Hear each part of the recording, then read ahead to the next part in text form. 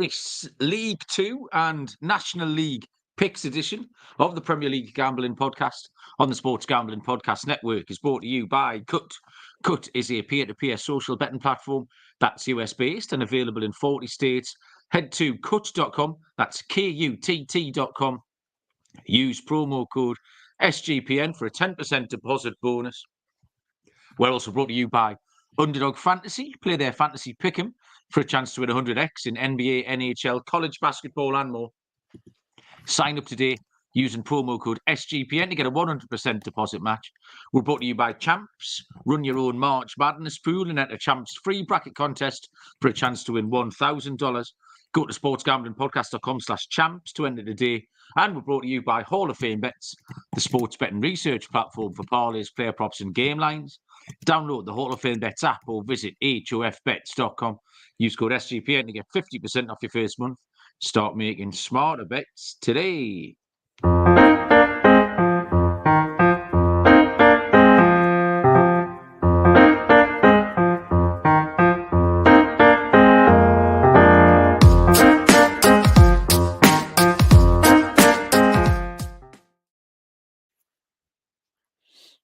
Welcome, everybody, to the Premier League Gambling Podcast on the Sports Gambling Podcast Network.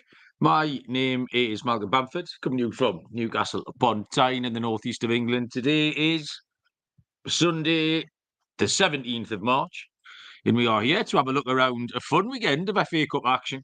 There was some Premier League as well.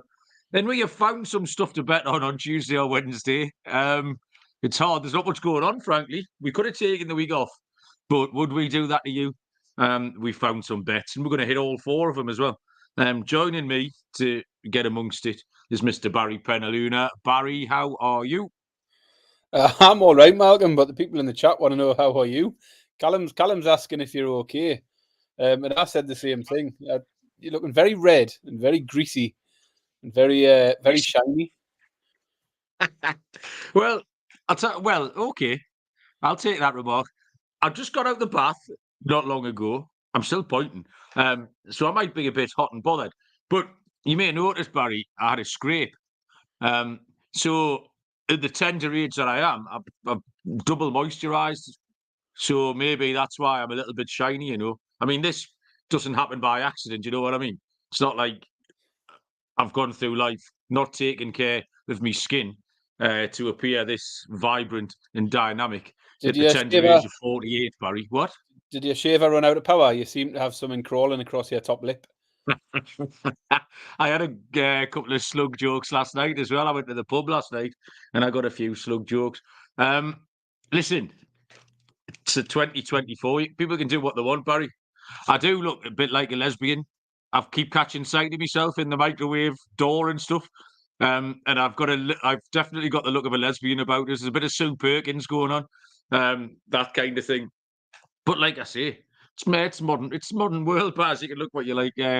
So cheers for that, Callum. Getting stuck into us. He was first in the chat in order to get stuck in. Lloyd was having a go as well, except he's having to go at Newcastle rather than just me. Michael's being nice and polite. Evening, how you doing? Lee Smith, with a win for Burnley. So rare, we can celebrate 3 points. It was a bit of actually, Baz, sorry, before we start, what am I watching on the telly? I'll give you a clue. Again. The strippers again. Not the strippers again. No, after you shamed me last time, it's family friendly this time. I'll give you a clue. It's a film. Uncle Buck. Oh, mate, good. Grown Ups 2 is the answer.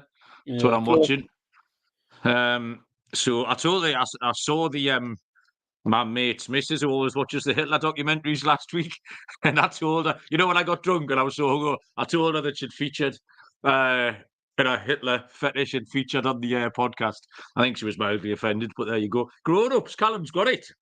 He's must be watching it. Grown Ups 2, Callum, to be more precise, you can have half a point.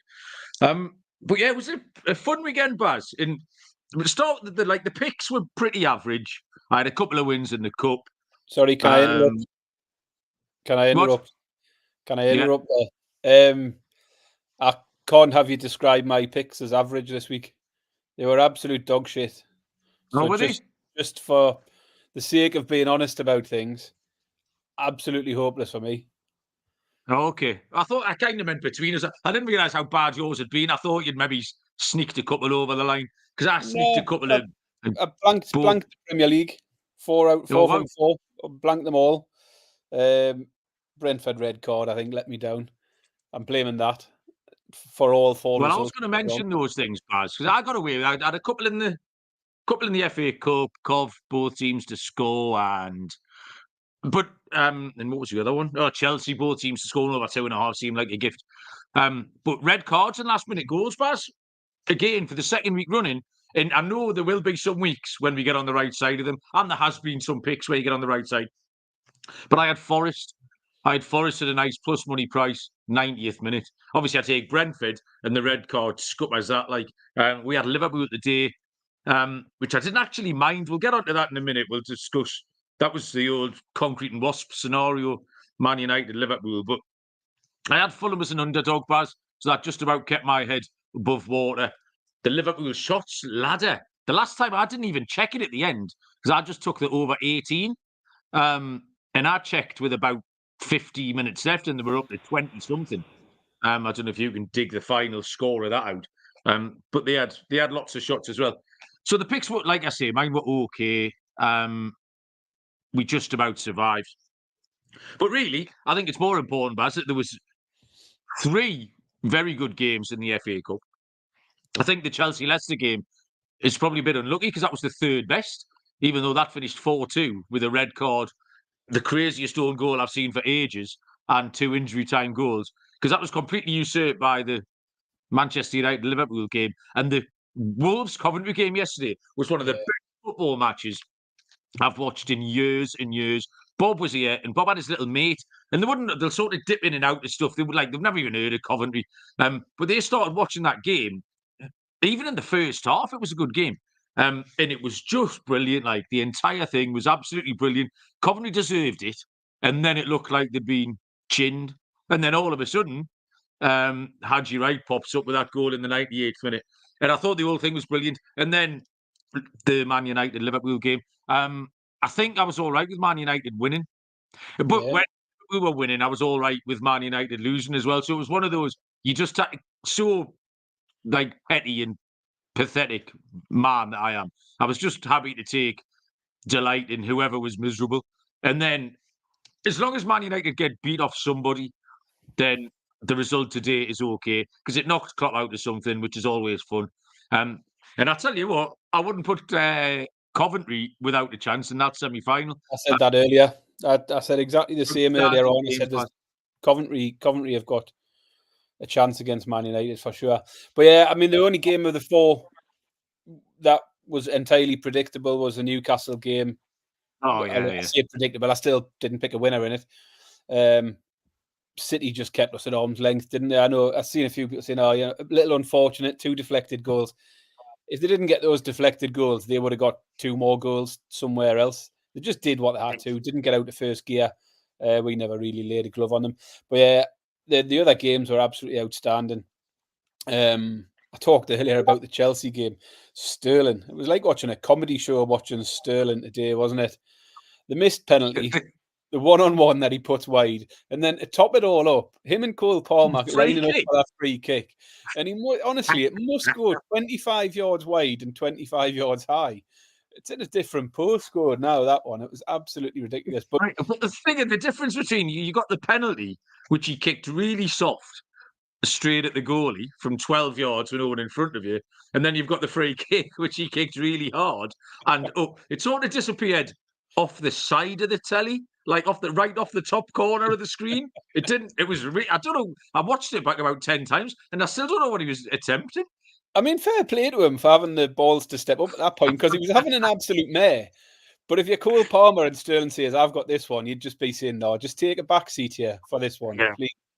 And then obviously Pochettino was getting, you don't know what you're doing because he didn't take him off. Yes. He did take him off. Sterling was booed off the pitch. And the person who came on scored a goal. Fucking bizarre game. Good game. It was a bizarre game. And the Liverpool game was brilliant for a lot of reasons. I hit all sorts because bet builders, if you looked at I thought to myself, I thought Liverpool would win. I thought they'd get goals, and I thought if they don't, it's not going to be because they don't have enough shots.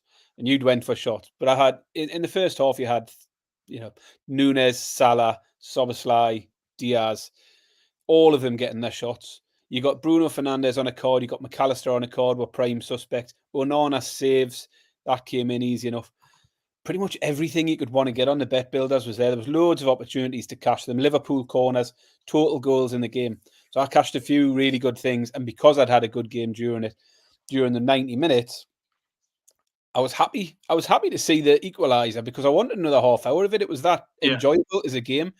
But I took the over 1.5 and over 2.5 in extra time, 2-1 and 7-1 for over 2.5 goals in extra time. So the Ahmad goal was worth a few quid as well. But really enjoyed it, same as you. I enjoy Liverpool going out, but equally if Liverpool had done the same, I would have enjoyed Man United going out. The irony, Malcolm, is we've got rid of replays now, and a lot of that is down to managers like Klopp, who have moaned and moaned and moaned about replays. And for me, I think it spoils the FA Cup. It spoils it for the smaller teams who play for those replays to get those games and get to the big grounds or bring them back to the small grounds. And the irony is that it got a replay at Anfield today if it wasn't for that rule change in recent years. It's only from the 5th round onwards, though, wasn't it? I think. So I think it's changing again next year. I'm sure it might be going further back from next year. I might be wrong, though. There will obviously be fewer of the smaller non-league teams. It was a great game to watch. And I think what stood out for me is, I think, like results like that and performances like that from Liverpool today, sort of back up what I've been saying for the last sort of week or so, is there's loads still to happen in this Premier League title race. I think there was a lot of, after the Liverpool-Man City game, I think there was a lot from Liverpool-Man City Arsenal fans just thinking, right, just win 10 games and we'll win the league here. And I just don't think it's that straightforward. I don't think it comes down to who wins out of Man City and Arsenal. Because Arsenal, that Brentford game, for example, they left it late there. Today, Man United competing with Liverpool. It shows these teams will still drop points this season. None of them are going to go and win 10 games. Man City probably the most likely to do it. But there's plenty more twists and turns in it yet. And what it does, it lay down a massive marker for the game back at Old Trafford in a couple of weeks' time, where Liverpool play them in the league. Yeah. It puts that little bit of doubt. So massive result, not a massive impact on it, but it's a psychological win for Man United, who will now go into that game saying, we can scupper them for the league here as well. And you never know. Yeah, there was a couple of things stood out to me as like a knock-on effect of that game today. And the first one was that was the way Liverpool were going to get caught. We thought they had to get caught at some point because you couldn't keep surviving. Although it wouldn't have surprised me if they had it done, but you couldn't keep surviving on these late wins, these last-minute things. Like at some point they had to catch a cold, and I think they will again.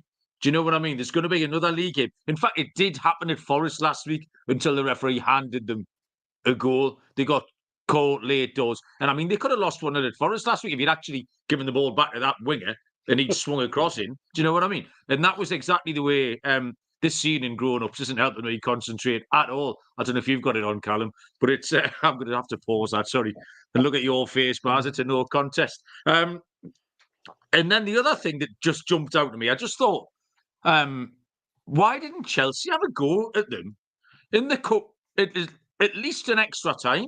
Because Man United showed today against Liverpool. Yeah, Man United showed today how you can get at them and how you can beat them. Sorry, I thought you were. Yeah, I get what you mean now. So you're talking back about the League Cup final. Yeah, exactly. Chelsea. Again, a really weird performance from Chelsea today. We were right to say you couldn't trust them. We'd even seen them come off a horrible win against Newcastle with one of the softest touches in the league away from home. And Chelsea must be looking back at Pochettino thinking, just have a go. Because I thought Man United, even in the first 20, 25 minutes, it almost beggars belief why they haven't played like that in the past. Why didn't they play like that against Everton last week when they were absolutely dogs? It came out today and they got the goal and they made chances and they were Rashford, McTominay, they were all at it. Like Garnacho looked really good again. But it just made me think what Chelsea were doing in that cup final. Really, really baffling. And into the Premier League, Baz, it wasn't very exciting.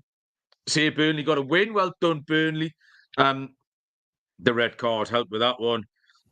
1-1 draw today. Villa West Ham didn't move the needle. Neither did the Luton Forest one.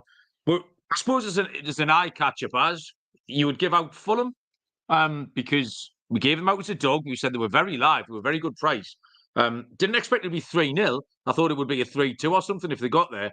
But what it did make me think, Baz, was between now and the end of the season, I think Fulham might be worth watching. Fulham might be a team that you could profit on because you're in very, very, very good form. Muniz is scoring. Did he get 2 more last night? He got 2. He's looking like a good player, isn't he? Yeah. And like I say, we've got however many league games left between now and the end of the season.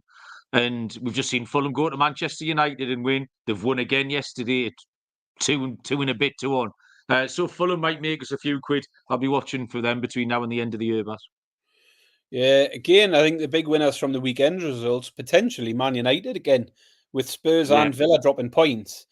And with European results favourable for English teams, potential now for that 5th spot to be a Champions League place. So yeah, an absolute perfect weekend for Man United with the contenders for 4th and 5th having a couple of weeks ago looked possibly a little bit out of distance for Man United.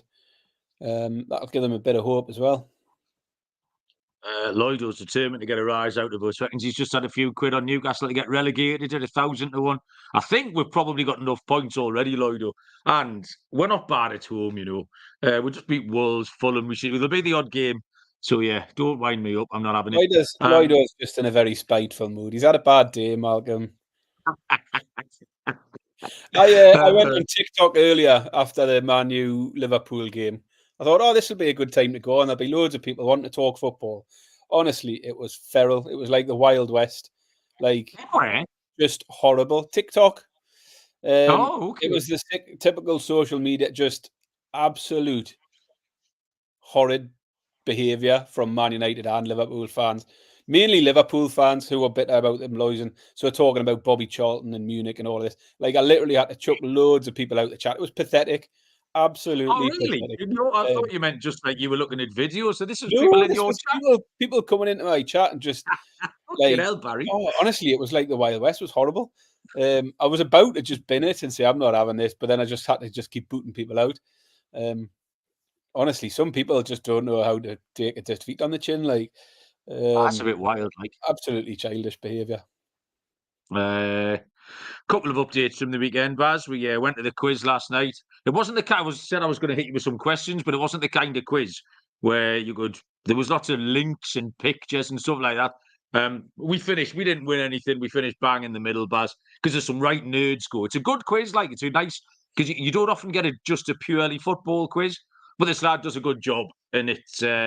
He has little graphics and things going on the screen and little songs going. Well, we finished right in the middle, but it was decent. Had a few pints. And then the County Cup semi-final this morning, Baz, Bob's lot got humped 5-0 in the Benfield derby, which wasn't ideal. They are actually a lot better than I thought they were going to be, and fully deserved the win. So that was a bit disappointing. Chloe's team got battered today. Chloe's team is normally my team. We didn't have a game this week. But the age group up asked if Chloe could play for them because they had a shortage of players in a difficult game. So Chloe went and played a year up and got battered off Mansfield Town. 6 months here. Mansfield Town are absolutely flying, aren't they? At the top of League 2. Lloyd and Callum were just asking about Cheltenham. Yeah, Cheltenham.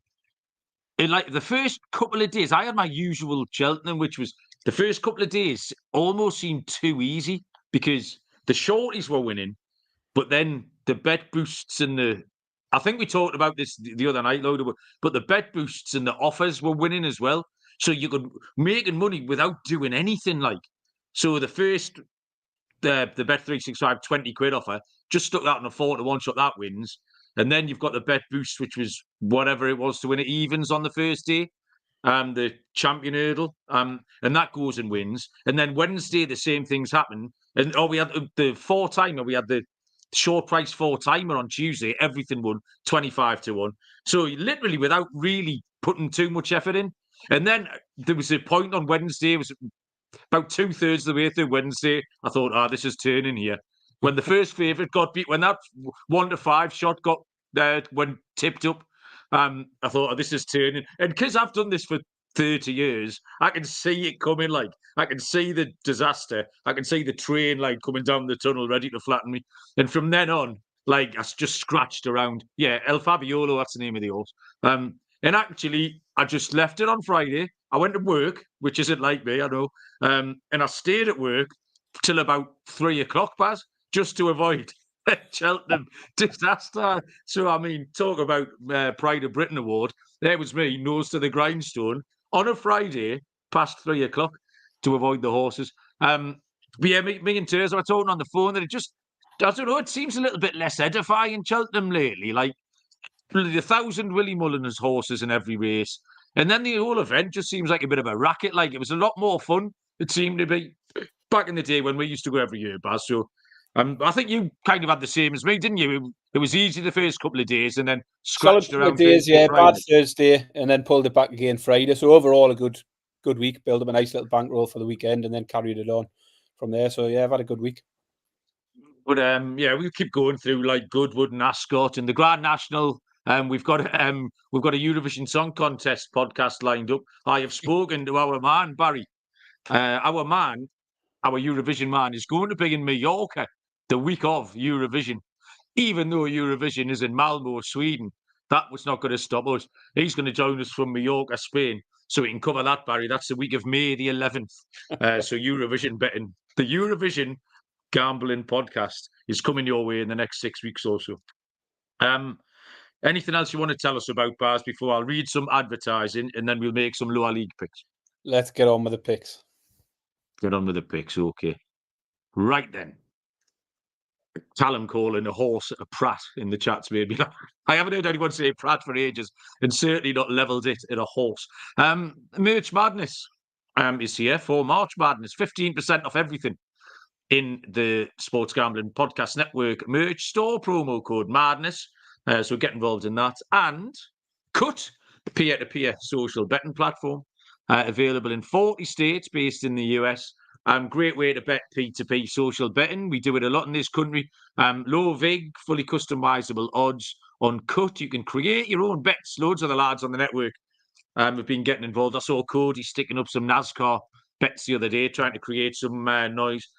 Cut handles the payment side. You get cash back, loads of rewards. So loads of stuff going on there. Download Cut today in the App Store or at kutt.com. Use promo code SGPN for a 10% deposit bonus. And Underdog Fantasy, the easiest to play fantasy sports and the fastest growing fantasy app in the industry. Pick high roller on the player stats. You can pick between 2 and 5 players and up to 100 times your money in a single game. You can make a rivals pick, puts 2 players against each other, i.e. which player will have more yards, more baskets, all that sort of stuff. So we've got a specific show code here.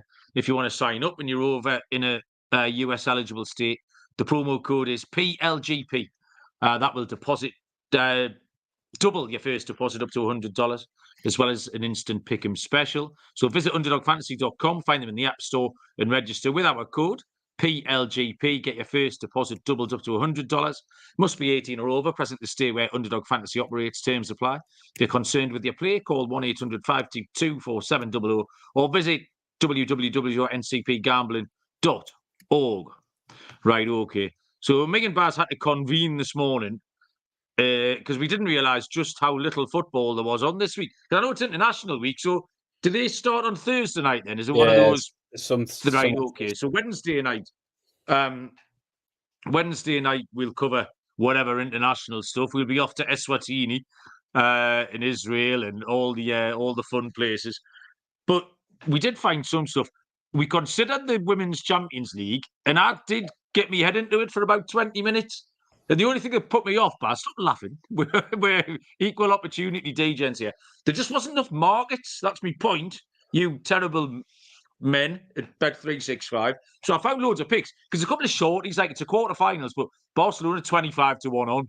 And there's no other market. It's not like you can back them on the handicap or anything. So there just wasn't enough markets for the Women's Champions League. And there was quite a few shorties. So we did consider that. And then we had to, pardon the pun, skirt around it. But there's League Two on Monday and Tuesday.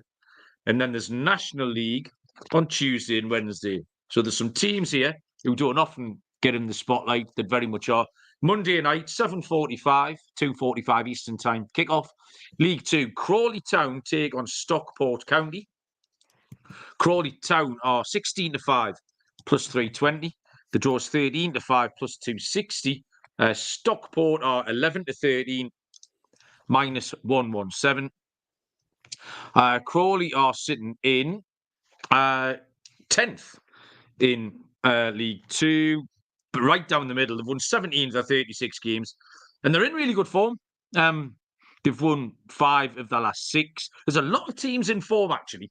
These 8 teams we're looking at, there's a lot of momentum kicking around here. They scored late twice yesterday and turned Notts County over. But they've had a lot of unders. 6 of the last 8 bars have gone under 2.5. So not many goals around. We can rule out the draw. I like doing that. They've only drawn 4 of their 36 games. So it's not going to be a draw line through. That makes it easier. I actually watched Stockport on Thursday night. Watched pretty much the entire game away at Salford City it was. Good game, 2-2. They were 2-0 down. They found themselves 2-0 down. Came back to draw 2-2. They're second in the league. Have had 3 draws in the last 4, but we've established it can't be a draw. And they've only won 1 in 6. 3 of their last 4 have gone under 2.5 as well. So as much as I don't really like it, I did it today, Baz, with the Leeds Millwall game. It was one of those, you look at it instinctively and you think over, your instincts say over. And actually the data supported the under. The under was plus money in Leeds Millwall. I stuck it out on a YouTube short this morning. It was 21-20. It was actually plus 107, which is a really nice price. And Leeds won 2-0. This is a similar setup because you instinctively want to think 2 teams in decent form. You want to go over. But everything points towards the unders, Baz. So it's not thrilled about it. But the under 2.5 is 9-10 minus 111, Baz. Yeah, so I've gone a little bit different. Obviously, yeah, big game at the top. Stockport currently in second, 5 points behind top, but 2 games in hand gives them a shot still at winning the title here. This is one of the games in hand, but as you say, they've only 1 win in the last 6 and no win in the last 3 away from home. You've mentioned Crawley's form, won 5 of their last 6 and just 1 defeat in the last 7. Crawley are actually top of the form table. Last 5 games in League Two, Crawley are right at the very top of the form table. And at 16-5, they look a bit of value for me. Stockport have had a few draws lately, though. So you're saying it can't be a draw. I think it potentially could be a draw. And I want to keep the draw on my side. But Crawley on the double chance, so win or draw, looks a good enough price for me at 10-11. Just with the Stockport, they're the better team in terms of recent form. They're at home against a struggling Stockport, a team who are struggling to win games at the moment in Stockport. So the pick for me is Crawley v Stockport, double chance Crawley, 10-11. But I wouldn't put anyone off batting Crawley outright. It's 16-5 here, plus 320. I don't mind that Crawley is an outright pick, if I'm honest. So look at these 4 games, Baz, and we say, look, gun to me head, you give us a £20 note and tell us to pick a team. I would have picked the underdog in 3 of these 4 games. Yeah, so a little double chance on a little sort of round robin or a little 3 doubles and a treble or something. I wouldn't put you off that at all, and that'll sort of come to light as we go down the card a little bit. Michael Roberts has given us corners, Crawley Town corners specifically, over 4.5 corners. It's 11-10. And that's gone 9-7, 7, 5, 5, 5 in the last 6 games. So 6 games on the spin. Crawley have had over 4.5 corners and you're getting a plus money. Great info, Michael. Thank you very much. So the second League Two game, this is Tuesday night, same time, 7:45. Bradford City against Notts County. So two proper clubs here. This is a real old school English football clash. Bradford City are 9-10, -111. Draw is 13-5, +260. Notts County are 3-1, Baz. Yeah, so Bradford sit down in 15th at the moment, but they'd recently been one of the form sides in the league. I think what happened is I started backing them. So they've lost 2 in a row recently, but they had been on a 6-game unbeaten streak, won 4, drawn 2. But come a little bit unstuck in the last couple of weeks. They got well beaten by Mansfield 5-1 at the weekend, and a poor defeat 2-0 to Forest Green the week before. And that was 2 home games as well. They're back at home here, but that's 2 home games on the bounce. They've lost by a total 7-1. County, though, are very much the most out of form side in this division. Just 1 win in 12. They've lost 7 of the last 9. That draw yesterday broke a 5-game losing streak for Notts County. So it's very hard to really want Notts County on your side here in terms of them winning a game. So I look at the goals market as I often do with Notts County games. Their form's bonkers. They've played 37 games. They've scored 72. They've conceded 72. 144 goals in 37 games involving Notts County. They're down in 16th in the table, and yet there's only one team in the league who's scored more goals than them, and that's Mansfield at the top. And that's partly because Mansfield hit someone for 8 or 9 the other week. For a team to be so far down the league and one of the top scorers is absolutely bonkers. At the same time, nobody in the league's conceded less than them. So you've got to look at goals. They have had a couple of games recently which have seen a couple of lower scoring games, but 4 of the last 5 went over 2.5, and 4 of the last 7 went over 3.5. Now, the other side of it, Bradford have seen some low scoring games lately, but the Notts County form line just pulls more weight for me here. They just can't keep teams out. They've got no clean sheet this calendar year, back in December when they last kept a clean sheet. And they've conceded 2 goals in 5 consecutive games at the moment, and I think they'll do so again. My main pick here will be Bradford team total over 1.5 at 4-5, but I also like the match total over 3.5. That's at 13-8. I think it's a really good price. So yeah, 2 picks: Bradford to score 2 or more, and the match total over 3.5 at 13-8. I've got the same handicap, Barry, with a different pick. We often say, don't we? It's one thing making your mind up, and then you've got to get the right pick. So, it's the 2 defeats in 4 days, 2 home defeats in 4 days for Bradford that put you off here, because really everything else wants you to take Bradford City like that. You've just gone through the Notts County form. They're actually 2 points. Notts County are 2 points behind Bradford in the league table here. They've only won 4 of their 19 away games, so I didn't really want to factor County in. I'm not sure really why Notts County have dropped off so badly when you see where Wrexham and Stockport are, the 2 teams that came up, because there's a huge disparity. And I think with Bradford, you can mitigate the 5-1 home defeat last week because it was by Mansfield, and Mansfield have been taking on all comers and putting them to the sword. So you can kind of mitigate that. So before those 2 defeats in 4 days, Baz, Bradford have won 4 of their previous 5, and there's no better team. So they're in decent form, capable of winning games, and there's no better team at the minute for them to bounce back against than Notts County. So I'm going to keep it dead simple, Baz, and take Bradford here. 9-10, -111, Bradford City to beat Notts County. We're going to head into the National League once I've told you about Game Time. Game Time are back, helping us get tickets for all the things we want to go and see without any of the hassle. Game Time has last-minute tickets, the best price guarantee, so you can stop stressing over the tickets and start getting hyped for all the fun that you'll have at the sports, music, comedy, theatre near you, whatever you want to do.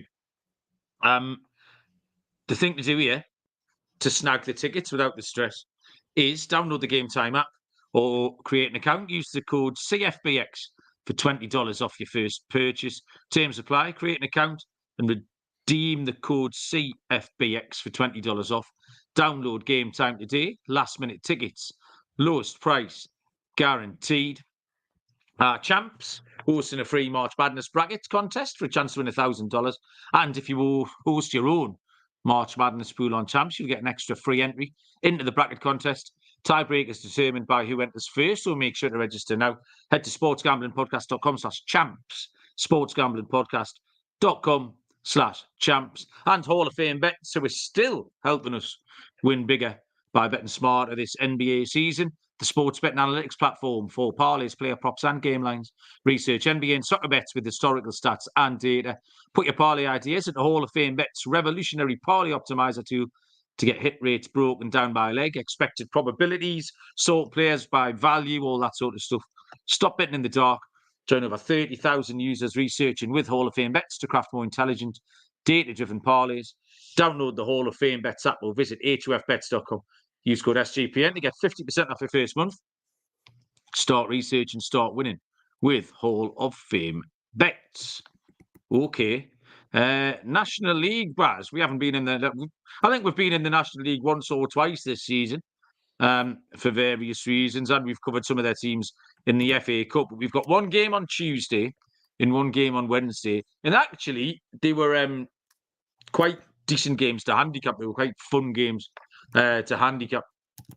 The first one is 7:45 Tuesday night, and it is Barnet against Eastleigh. Barnet are 3-10, minus 333. The draw is 4-1, and Eastleigh are 6-1. Barnet is second in this division, behind the runaway leaders, Chesterfield. They lost 1-0 yesterday at Woking. But they've been really good at home, Barnet. 12 of 18, they've won at home. Eastleigh's struggling a little bit. 18th in the league. They lost 4-1 at home to Rochdale yesterday. But there's tons of goals in Eastleigh. The deciding factor when you're handicapping this is just how many goals has been in Eastleigh's games. Both sides, 26 in their last 6 games, which is, 4.5 nearly, something like that.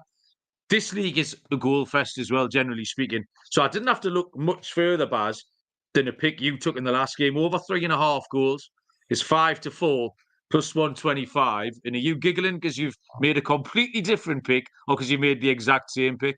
Completely different. Yeah, we did say before we started recording, it'll be interesting to see how we've done, because we didn't discuss this. And normally I get a feeling what you're going to pick on Aston Villa or West Ham or Nottingham Forest. I've got no idea where you were going to go on Eastleigh and Barnet and stuff like that. So, all right, make a case, Barry, and the people can choose. It's literally like we've looked at 2 different games here. So Barnet are second in the league, but as you say, a long way off Chesterfield at the top. So they're pretty much locked into a playoff berth. Eastleigh down in 18th, but they're only 3 points above relegation, so still in relegation danger. They do have a couple of games in hand, this being one of them. So 16 places between the two sides, but I've got to say, I was still surprised to see Barnet as short as 1-3 here. They've only won 4 of the last 10 games in the league. They've lost 3 of the last 6. I know Eastleigh aren't flying, but they've only lost 2 of their last 5. They won 2, lost 2, drew 1. So both teams have got pretty mixed form, really. Barnet 1-3 just looked a bit bonkers for me. But I found something I really liked, and that's the unders, Malcolm. Under 2.5 goals. 2.5. Oh, Christ. yeah. You've got no chance where you're over 3.5. And I get it. Basically, you've looked at Eastleigh and all of their form, and I've looked at Barnet, and that's how we've come to do different conclusions. Barnet have gone under 2.5 goals in 3 in a row, and 6 of the last 7 games for Barnet have gone under 2.5 goals. Now, I've wrote here that Eastleigh's form line doesn't help this much at all, but Barnet just aren't putting up many goals against anyone, and the overs, over 2.5 was 1-2, which made me think the unders was good value. Say again, Barnet have gone under 6 of the last 7. 8-5 for under 2.5 goals, plus 160. I just thought it looked a bit of value at that price. Listen, if it finishes up a 3-1 or a 3-2, would I be hugely surprised? No. I just thought the Barnet form dragged me towards this. So my pick, Barnet v Eastleigh, is the under 2.5 at 8-5, and that helps absolutely no one. Well, luckily, Baz, while you've been doing that, I have undertaking a service that does help absolutely everyone, because it's going to finish on exactly 3 goals, isn't it? So we both lose. Exactly 3 goals is 3-1, Barry. I've just looked at the exact total goals market. So you take your bet, I'll take my bet. Everybody else who listens to this, going back exactly 3 goals at 3-1, go and have a lovely time with your winnings. Send us a photo of what you're doing. Have a nice tea or whatever. Brian's back with the what's on your top lip. We've covered this, Brian. It's a delightful, and a lot of people are saying very sensual moustache. So that's what's going on there. One more game here. I think we've handicapped this the same, Baz, though. I'd put 50 pence on that we've come down on the same side of this game. It is Wednesday night. It is Halifax against Chesterfield. Halifax are 16-5 plus 320. No, they're not. 26-10, 13-5. Plus, they've drifted a little bit. Line movement, Baz. Shit. We got National League line movement here. 13-5, plus 260. The draw is 13-5 plus 260. And Chesterfield are 7-10 minus 142. In fact, Barry, all the money's come for Halifax. Halifax are in from plus 320 to plus 260, so half a point. And this has all happened in the last 4 or 5 hours. Chesterfield were 7-10 minus 142. Chesterfield are now 9-10 minus 111, Baz. So money for Halifax. Is that your money? Potentially. I mean, I started off first of all, because without looking at anything, you would ask me, how the current National League table stands. I wouldn't have a clue. I couldn't have told you how Halifax were doing until I opened it up and had a look. I knew Chesterfield were flying at the top.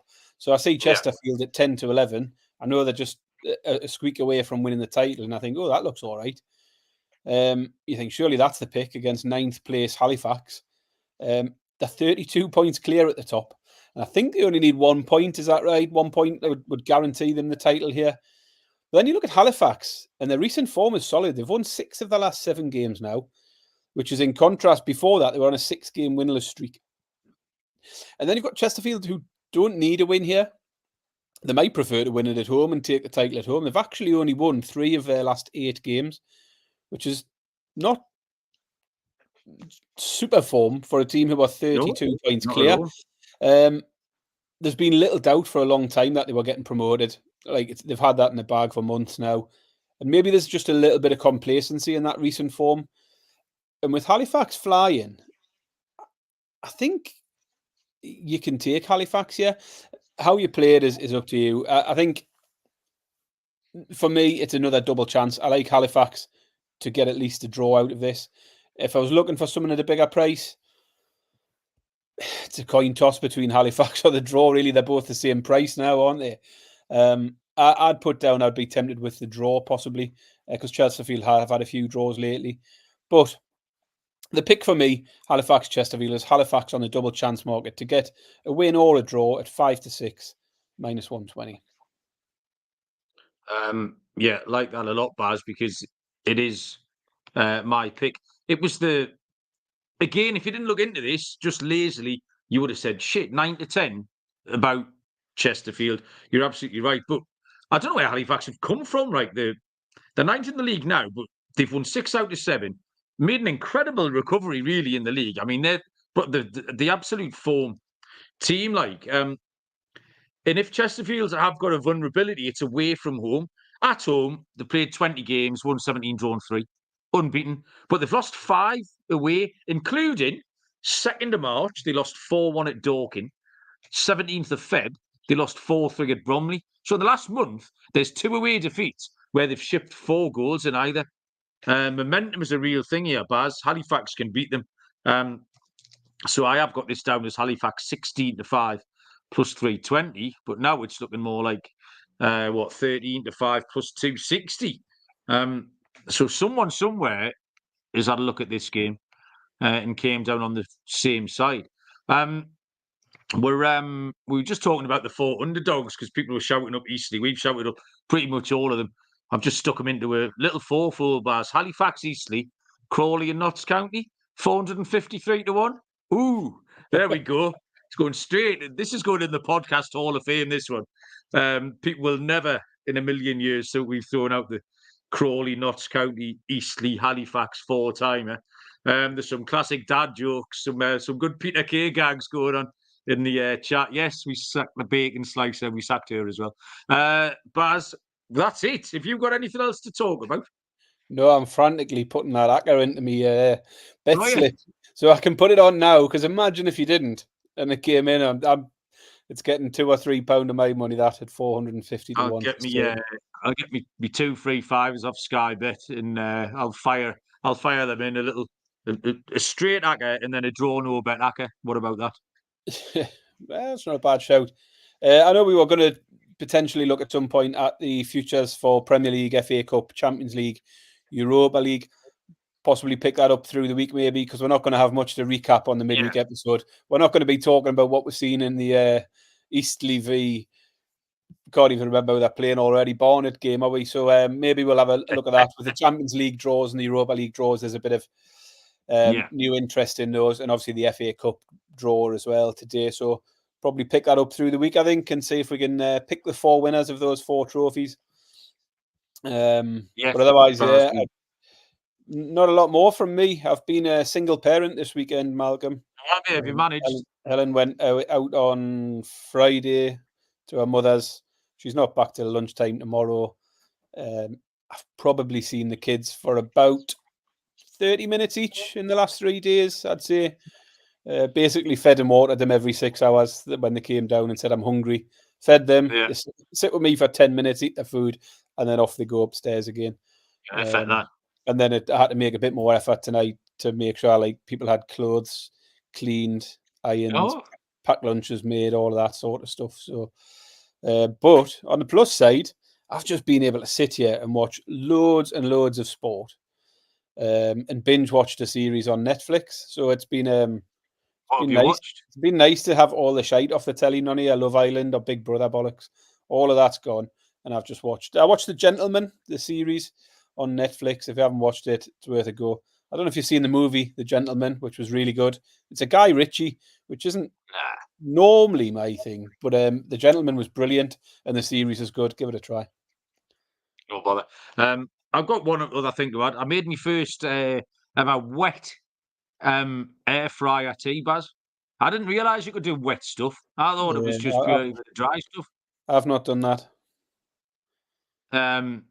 So a few onions and peppers in the bottom, Baz, with a little bit of oil. Gave them 3 or 4 minutes just to get them going. And then I shot in a couple of chicken breasts, tin of tomatoes, judged it all up with the usual, a bit of lime juice, pepper, bit of paprika, all of that. Just as you would a little casserole, and gave it sort of 20 minutes. And sure enough, came out like a beautiful little Spanishy chicken type. Had that with a bit of rice out the microwave. And so first ever moist air fryer tea, Barry. Yeah, nice. I've never done one entirely in the air fryer. I mean, I made a pasta bake thing tonight and put the dish with the finished product into the air fryer to crisp it up and that. But I wouldn't have cooked me bolognese in the air fryer or anything like that. So, Brian's asking about the lime tree. It died. Is the short answer. I don't like to talk about it. I don't think it stood a chance, frankly.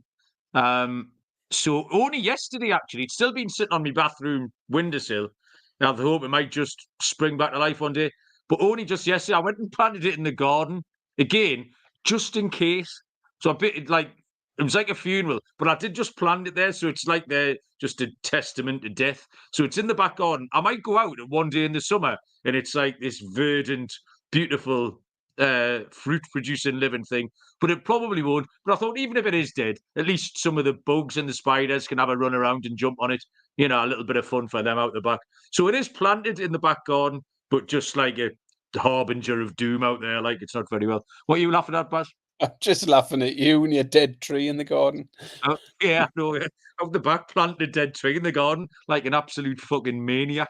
Right, okay, let's go. Before this gets out of hand and I say something, I'll tell the stuff I've been doing that I do regret. So we'll come back on Wednesday and we'll talk about some international football and anything else we can turn our mind to. And we'll talk about this majestic 438-1 winner that we've had this week. Cheers, everyone, for putting up with that rubbish for 48 minutes. That was incredible. Callum, Lloyd, O'Michael, Brian, Lee, 2 Lees. Lee Miller was in as well. So we appreciate all of that. Good luck with your picks. Like, rate, review and all that malarkey. And we will see you down the road. Cheers.